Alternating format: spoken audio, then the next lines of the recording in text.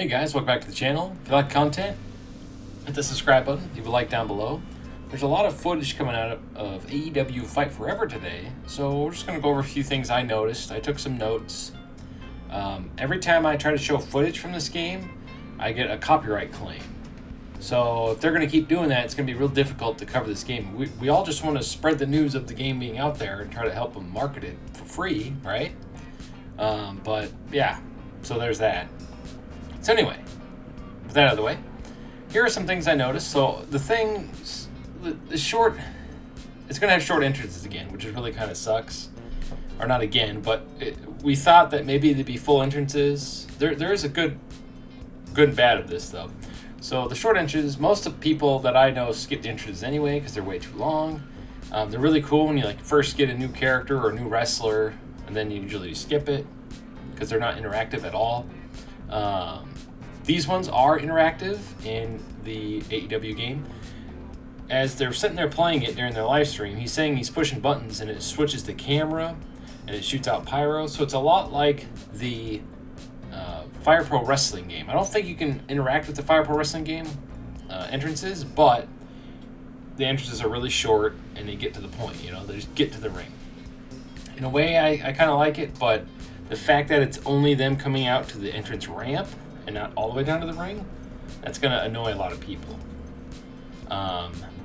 Another good thing that's confirmed is men can still fight the women. That wasn't part of the teen rating stipulation to get the teen rating. This whole match shows Britt Baker versus Jericho. Spoiler, he loses to, the guy loses to, Evil Uno loses to Jericho, which is kind of funny. I mean, learning the new game. He did a really good job, though. It showed some outside dives. One thing I noticed that's really cool is when they're attacking, like if they're on the ground, the screen will shake, like impact hitting them. If you kick them and punch them when they're down or in the corner, in the 2K series, because they're going for realism, it's like you're doing nothing. There's no impact or anything like that. And I get it, it's supposed to be realistic and stuff like that. But in this game, since it's more arcadey, it's kind of like Street Fighter where you punch them and you feel that thud. I hope that is represented in the controllers. So when you're punching someone or kicking something or getting punched or getting kicked, it really rumbles the controller, especially on the PlayStation 5. There's got to be a way to use the haptic feedback for that. That'd be really cool. It looks like the toe kick, the classic toe kick from the old SmackDown vs. Raw games or SmackDown games is back to set up like they're in a dazed state. So if you notice, when he says, I don't remember her doing the toe kick, I think that's just going to be a generic. In the old games, it was... Where's my controller here? Grab this real quick. See, in the old games, it was just like down and either to the right or to the left, and that was automatically a toe kick button. Back on the old PS2 games. And that'd be kind of cool if they brought that back, because sometimes in 2K, they're not dazed enough, or those punch you before you can do your finisher. It's nice to be able to have like a move that dazes them, So I'm kind of glad that's back, and I think it's funny they still went with the toe kick, so I think that's funny. Looks like blood is still in the game. I don't know what they toned back, because it looks like there's still a ton of blood in the game.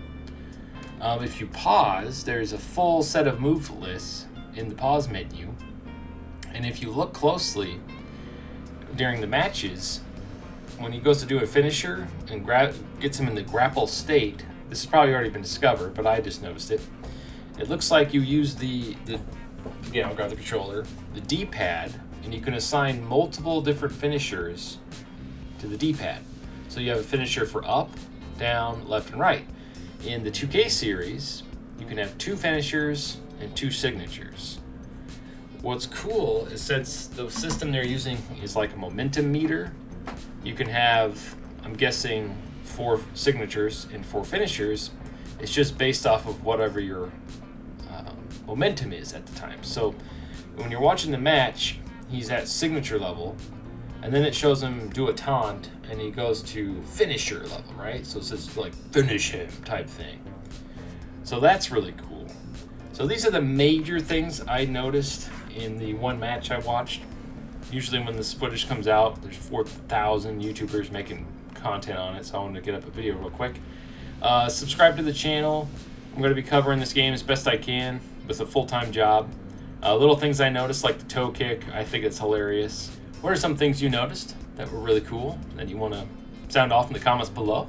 As always, thank you for watching. We're so close to 1,000 subscribers. I do plan on doing a giveaway once the channel gets monetized. So stick around. You might get a free copy of AEW Fight Forever or 2K. I'll let you guys vote.